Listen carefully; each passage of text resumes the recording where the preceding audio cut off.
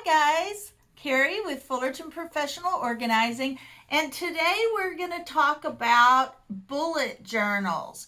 We're going to talk a little bit about what a bullet journal is, whether you need to get a better handle on your to-do list or want an outlet to help you relax. A bullet journal can help. And this article is written by Bridget Early, published March 14th, 2022. I did find it on the internet just so I could give you a kind of a good idea of what a bullet journal is. But think of it as a next level diary for not only writing but also drawing. Instead of blank lined pages, a bullet journal contains sections to log daily to-dos, keep a monthly or weekly calendar, jot down notes, track both physiological and mental health, and record both short and long-term goals. And how to make a bullet journal, that's the unique part about that and between a bullet journal and a planner. This one you can totally be creative, even if you're not creative, because you really don't need to be an artist. You don't need to be creative, but you can still experiment with creativity. The catch is a bullet journal isn't something that you buy already templated. Instead, you purchase a blank or a dotted grid journal and create something unique to you and your goals. Because of that, starting a bullet journal does require a rather significant upfront time investment if that's something that you enjoy. The process should be fun and creative. A great addition to any self-care routine. Besides a few simple sticking points like an index, a calendar, the contents of your journal, and just how involved you make it is entirely up to you. So, now that is from that article, but I'm going to talk to you about Shelby Abrahamsen. Again, these are all names that are hard for me to pronounce, but I will leave links to all of these articles and their websites so you can learn more about them and being creative. But she says creativity is for everyone. Whether you feel creative or not, whether you're artistic or not, creativity is for everyone. And you can create bullet journals, you can create as you go. They're monthly. You can draw a calendar, a weekly calendar, a daily calendar, and then you can and collections. These are terms that they use in the bullet community. Collections can contain your ideas or trackers, health trackers, mental health trackers, exercise trackers, water trackers, whatever you want to put in these bullet journals are up to you. And then they all have an index so that you can find everything that you've put in there. And she says, why an artistic planner? Art is the reward. You are creative, and positivity and planning is what makes it fun. And then she says, there's no pressure to create or not to create. If you feel creative, you can doodle, draw stick figures, whatever creativity you feel for that day, you can use, or you can go back the next day and not have any artistic creativity in your pages at all. So there's no pressure to create or not to create. Practice, but when you do put art in these and you are artistic, every day you're adding to your skills. You're building on that skill and creativity because you're practicing it just a little bit every day. And she says it does make a difference. And I'll review some of what these people say so you'll get a clearer picture of what I'm saying. These are just notes that I've taken. So I might have missed some of the significant things that she said. But perfection is a lie. Write in your journal. Do not done, not perfect. Just use your journal. I understand what she's saying because when I was growing up, I would have all these, when on the days when we actually wrote people actual letters, I would buy all these pretty papers to write letters. And then I would use regular notebook paper because I had a hard time writing on a really pretty paper. And I wound up keeping pretty papers until I think I still have some of those, and I'm trying to actually use them now as note paper and etc.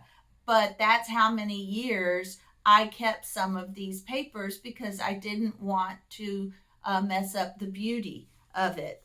But she says, do not do that. Perfection is a lie. Write in your journal, done, not perfect, just use it. And she says there's different journals for different people and different seasons of your life and different whatever you're going through on a daily basis. So she says, Shelby Abrahamsen says, how you can create an artistic, fun, creative planner, a creative bullet journal, and how it can actually benefit your life. Now, I found out about bullet journals when I started studying up on ADHD. So that is another reason to use a bullet journal if you happen to have ADHD. This may be an option for you.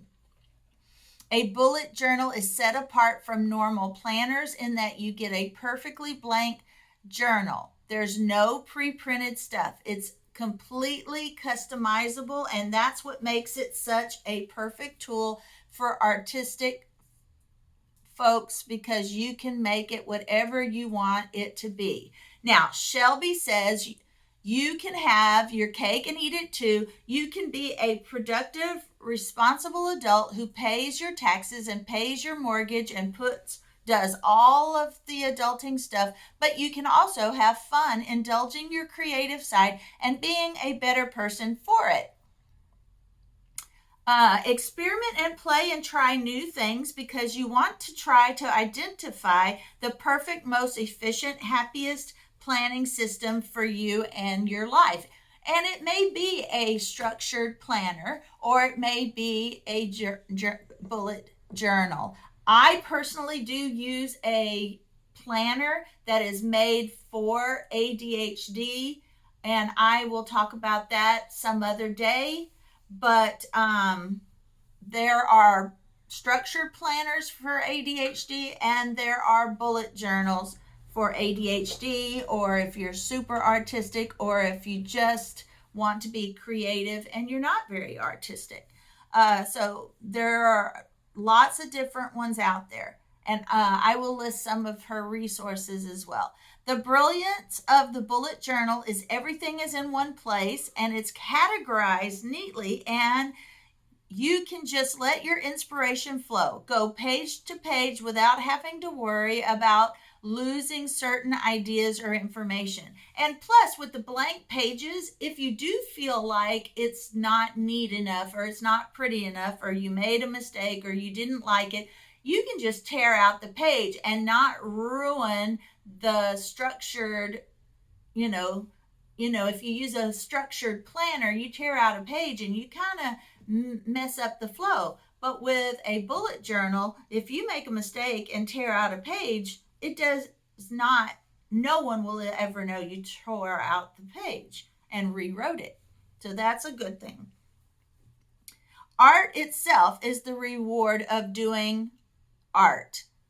Having our artistic creative planner isn't just a pretty aesthetic. It is developing concrete skills. It is creating a better planner and a better you. And generally speaking, it's just good for you. It's fun. It's nice. It's just simply worth your time and worth your effort. Now, here are some things that she says that you can do. Perfection, and these are some mindsets. Perfection is a lie.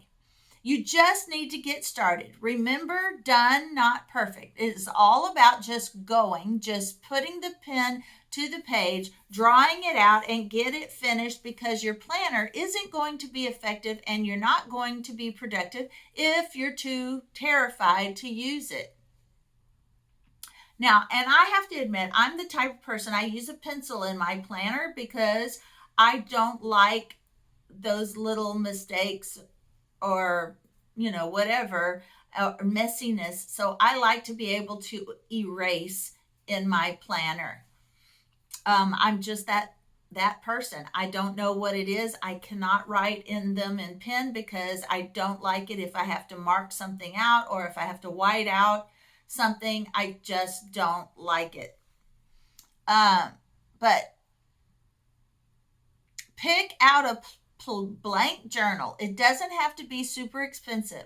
Dot grid is really good one to start with. It has the same sort of structure as a graph paper type, but it is much less noticeable and obvious. And so you can use those dots to make sure you're writing a straight line, or you can use it to make boxes. You can use those dots for whatever you want, but they're very, very faint. They're just there so that you can use them if you need them. And they're not, they don't jump out at you. So the dot grid is a really good one to start with. This has same sort of structure as graph paper, but not as obvious. Get a good pencil and eraser. Get a set of good drawing pens and highlighters. Consider investing in some watercolors. You don't need a ton, and don't start out with a lot of stuff. Just the basics to begin with. Find a 6-inch ruler. It will help evenly space and position where you want things. Start with a test page and experiment with different spreads and designs. And she did say that there is one planner, and that will be in your the notes.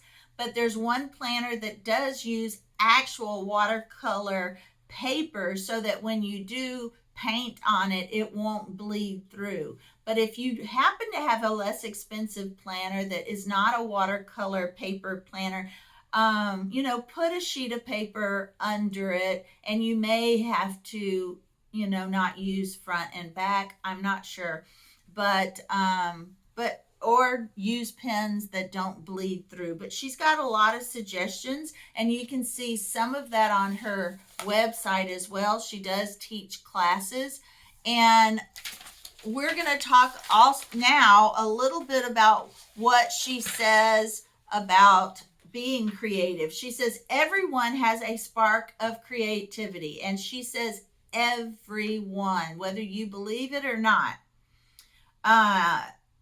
And creativity and art can heal. It can give you self-confidence.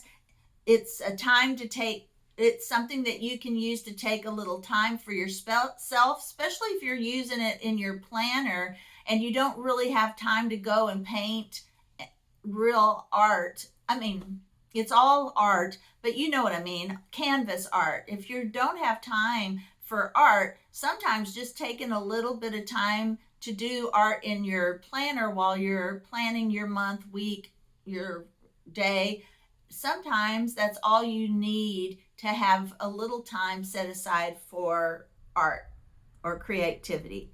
And art and creativity helps with depression, with grief. All of those things can be woven into your bullet journal. Why is creativity hard for some people? Here are some of the reasons. They say they don't have time, they're not good at it, they don't want to look silly, they can't afford it, they're too old, they don't want to make mistakes.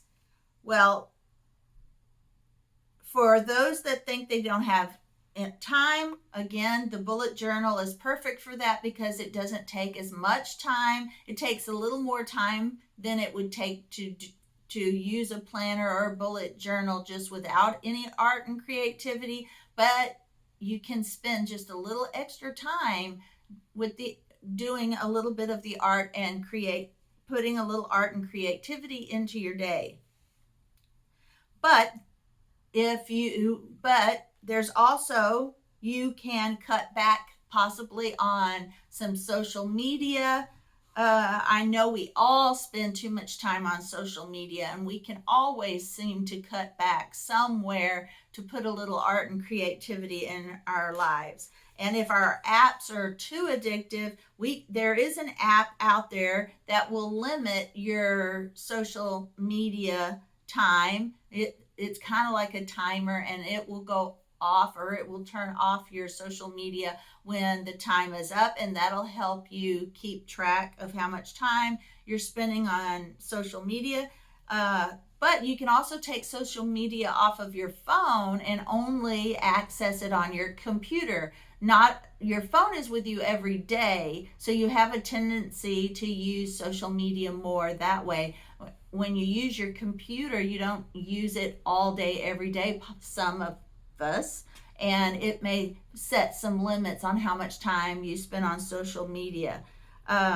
So those are ways to find more time in your day for art and creativity, but those are also ways to set limits so that you can spend more time getting your daily things done, keeping your house clean, being more organized, getting your homework done, all those things that you need to get done that social media kind of sucks all your time, and, watching too much TV, etc. These are all things that can be used also to cut back so that you can have more time to pray and read your Bible, not just have some art and creativity. And I do believe that there are some Bible studies now that have art and creativity built in as well. You can color in and use all those colored markers. So this is all good ways to set some priorities in your life. And if you're not good at art is for fun, not perfection. How does art make you feel? Not talent. Joy is in the process. Now, you do not want to look silly. Most people do not care as much as you think. Some are just jerks. You do not have to share your art. It can just be something just for you. And then if you feel like sharing it, you can share it only when you're ready.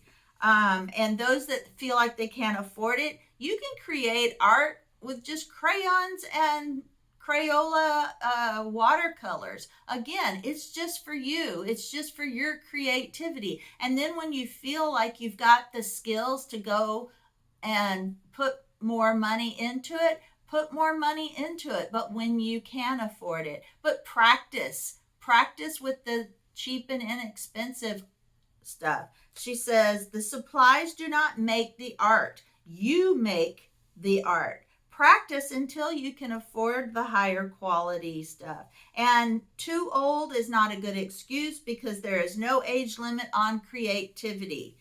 Mistakes done, or remember what she says, done, not perfect, then move to the next project. So now just to review a little bit, again, Shelby shows us how creativity and art can positively affect your life. How to address, and then those obstacles are what we just addressed, and we will review those. These are the obstacles that might be getting in your way and some of the exercises to bring out your creativity. Everyone has the spark of creativity in them. Everyone can make and create something. Shelby says, I was stuck by the feeling of inadequacy, that wasn't good enough. I was so afraid of making mistakes that I could just not do anything at all. After years of working on myself, I am now a full-time artist. So she wanted to be a full-time artist, and she worked her way into self-confidence and talked her way into it until now she's teaching classes like this one. Studies have shown art can be helpful with symptoms of depression, anxiety, self esteem issues, and grief. Talent is not a magical gift given to just a few. Talent is curiosity plus practice. The point of art is not to be the best, but how it makes you feel. If you worry about people, think about your art, about what people think about your art. Realize people care less than you are imagining, for sure.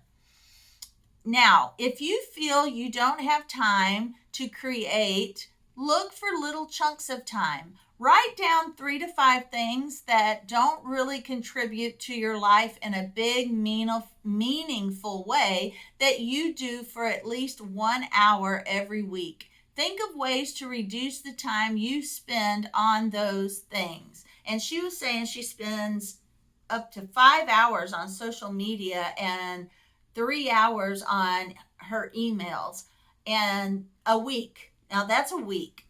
So if we added up all the time we spend on social media and emails, we might really find out that we spend an ungodly amount per week. So she added all of that up. And she says she suggests that you do too. Think of ways to reduce the time you spend on those. Find the joy in the process of creating and stop worrying about the result. Make art like a kid. Color outside the lines. Make a mess. You don't need fancy, expensive supplies. Look around for some cheaper options to start practicing and honing your skills. The supplies don't make the art, the artist makes the art.